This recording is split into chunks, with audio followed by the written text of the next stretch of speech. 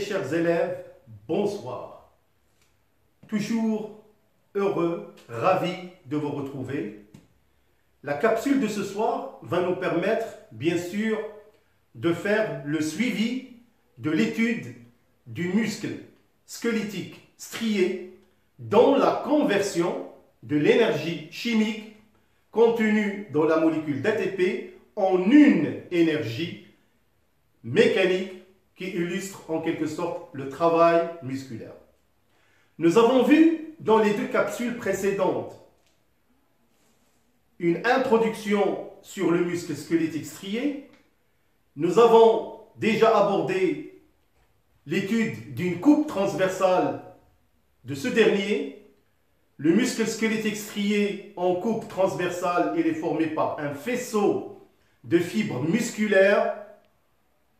Ces faisceaux sont constitués de fibres musculaires qui ne sont que des cellules géantes qui sont formées par des myofilaments, qui sont les myofilaments épais de myosine et les myofilaments fins d'actine.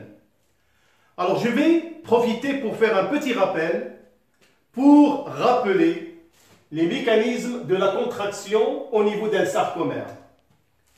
Comme vous le savez certainement, le sarcomère, il est situé entre deux stries Z.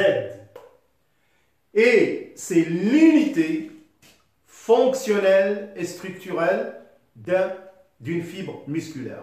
C'est-à-dire, la succession de sarcomères ne constitue dans l'ensemble que la fibre elle-même, la fibre musculaire, appelée aussi myocyte.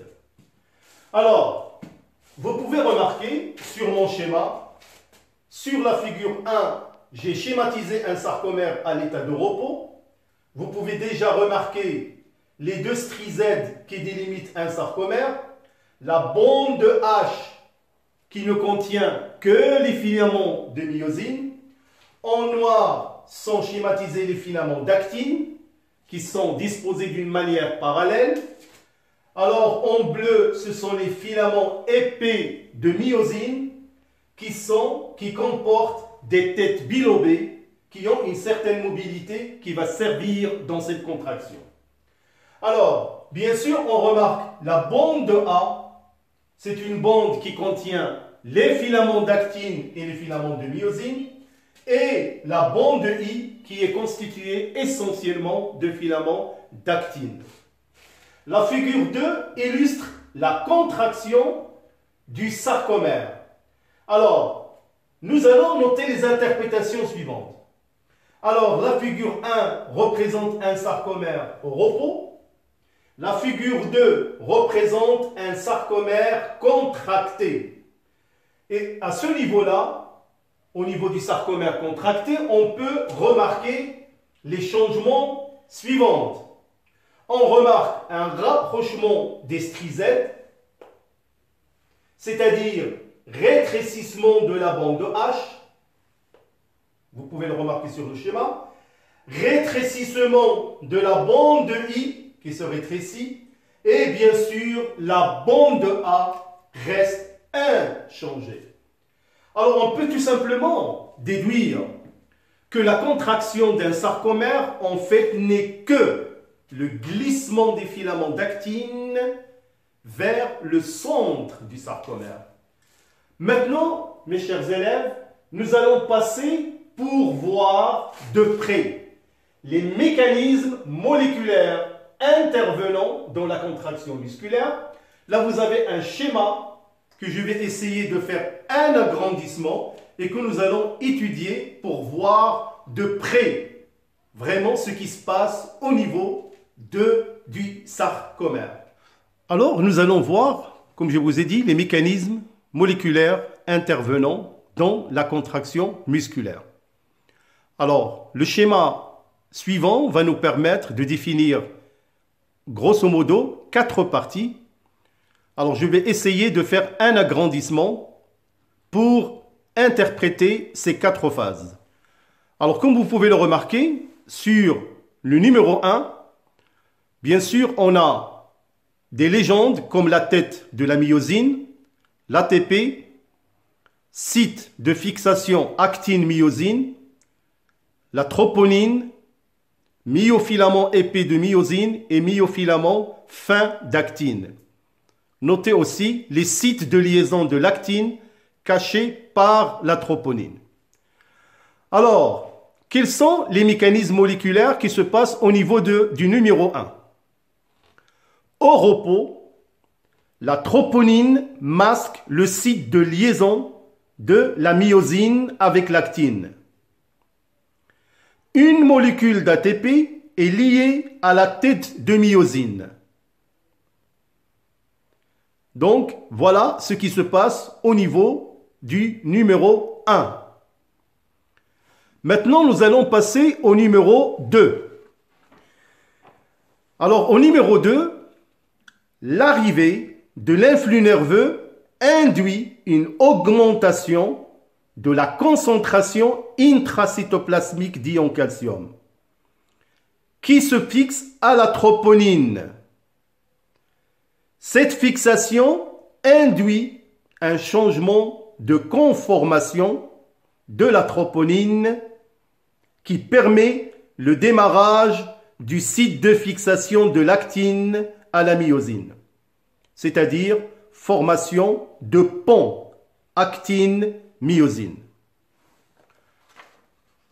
Au niveau de la phase numéro 3,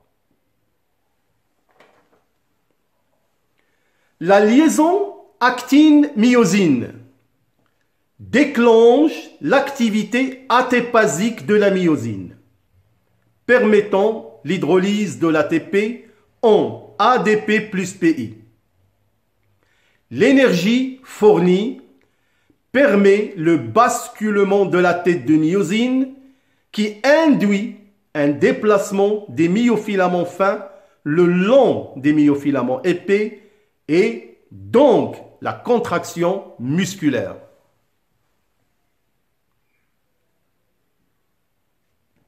Alors, pour la dernière phase, le numéro 4, la libération de l'ADP,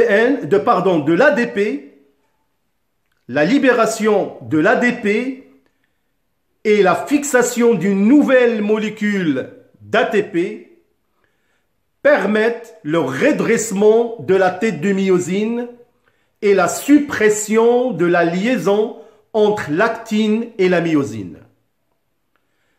L'ion calcium ou les ions calcium sont réabsorbés activement, bien sûr grâce à l'ATP.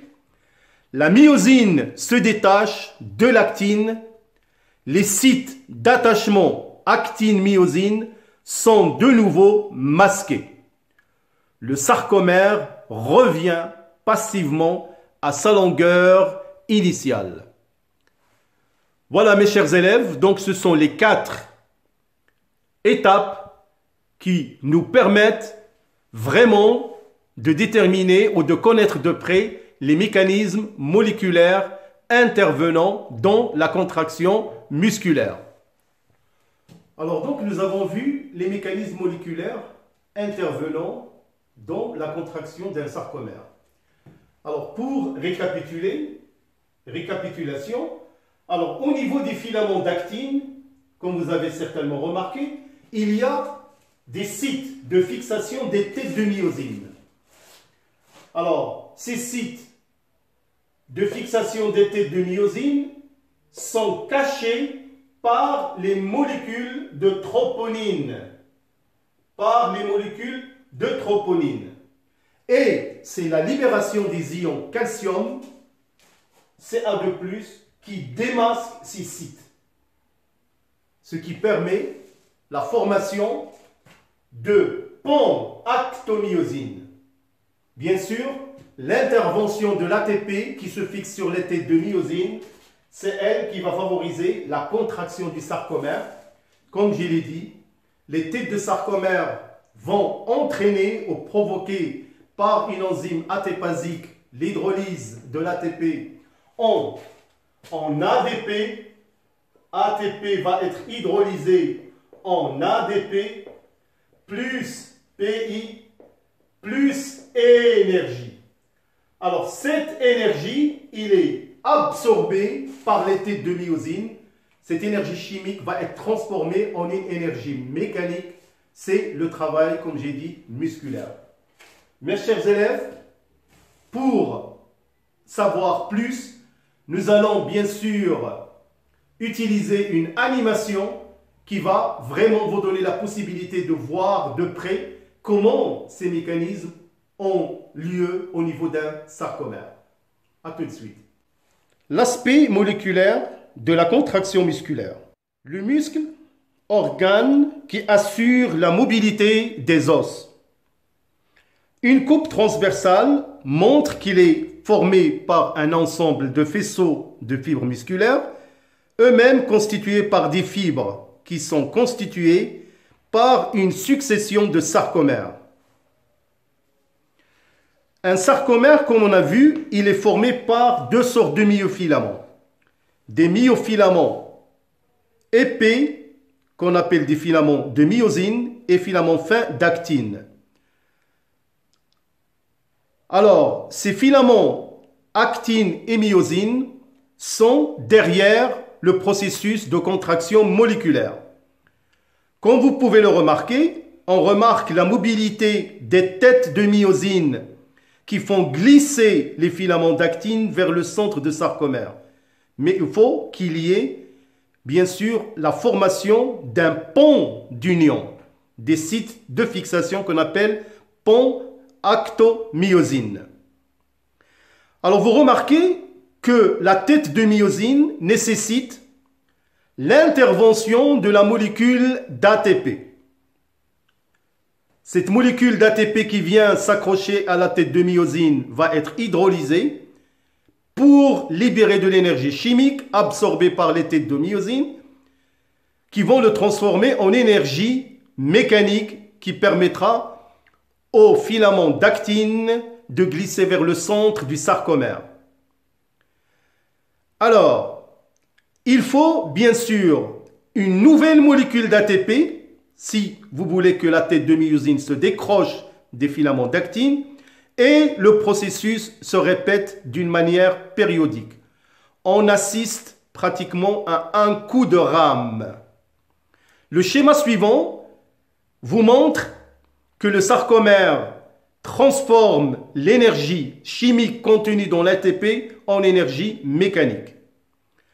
Et comme je vous ai dit que cette mobilité des myosines n'est possible qu'avec l'intervention des ions calcium qui sont libérés par un réseau ou bien le réseau sarcoplasmique qui est un grand réservoir d'ions calcium qui viennent se fixer au niveau des troponines.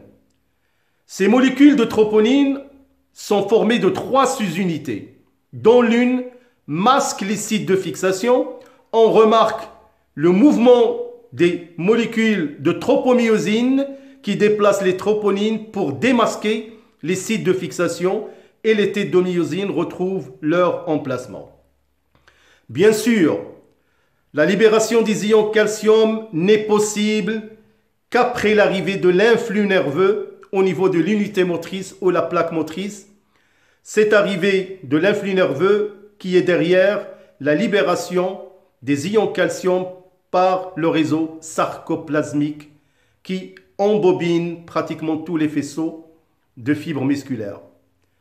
Alors, encore une fois, vous remarquez le glissement des filaments d'actine qui entraîne bien sûr la contraction du sarcomère et la contraction de la fibre musculaire. Voilà, mes chers élèves, donc voilà le processus qui permet de mettre en évidence ces phénomènes moléculaires. Alors, comme vous avez remarqué, l'animation vous a certainement montré en détail les mécanismes qui ont lieu au niveau d'un sarcomère. Maintenant, dans la capsule prochaine, nous allons aborder quelques phénomènes. Ce sont les phénomènes métaboliques qui ont lieu au niveau du muscle et les phénomènes thermiques. Comme vous le savez, et ça je l'ai déjà annoncé, que lors de l'activité musculaire, ce dernier ne dispose pas d'une réserve en ATP. Pour cette raison, pour que l'activité musculaire se continue, il faut que ce dernier régénère les molécules d'ATP. C'est ce que nous allons voir dans la prochaine capsule. D'ici là, ne partez pas très loin.